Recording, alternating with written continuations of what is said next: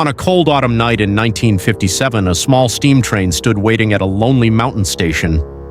Thick fog drifted across the platform, swallowing the distant tracks. The train's destination was Raven Hill, a village hidden deep within the forest.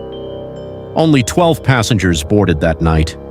Among them was a young journalist named Daniel Carter. He was traveling to investigate strange rumors surrounding Raven Hill, a place few people talked about anymore.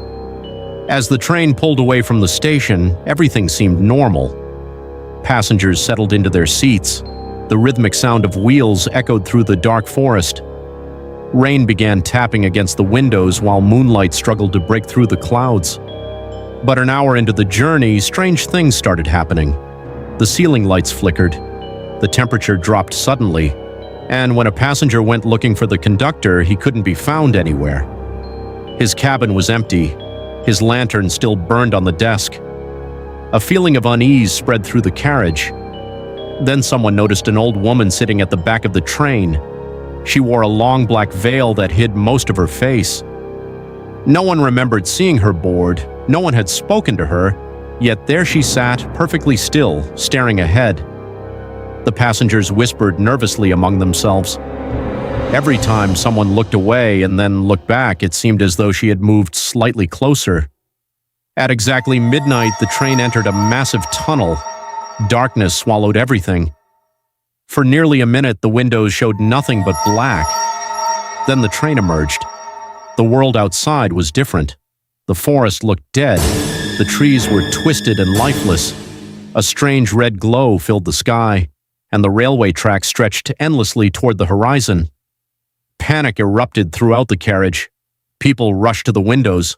Some tried opening the doors, but they wouldn't budge. Daniel felt his heart racing. Gathering his courage, he walked toward the mysterious woman. As he approached, she slowly turned her head toward him.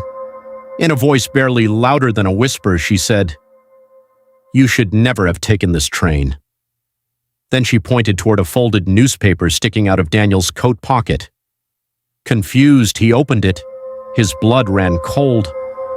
The newspaper was dated October 12th, 2007, 50 years in the future.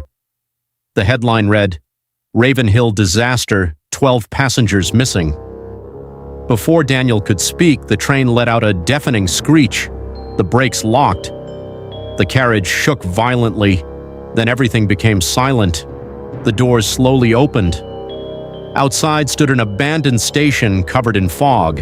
A rusted sign read, "Raven Hill, Last Stop." The village beyond the platform was deserted. Every building stood empty, every window was dark, and according to every map in existence, Raven Hill had disappeared decades earlier. The next morning, railway workers discovered the train resting on an abandoned track miles from any active railway line. The engine was cold. The carriages were empty. There was no sign of the 12 passengers, no luggage, no footprints, no clues. They had vanished without a trace. And to this day, no one knows what truly happened on the last train to Raven Hill.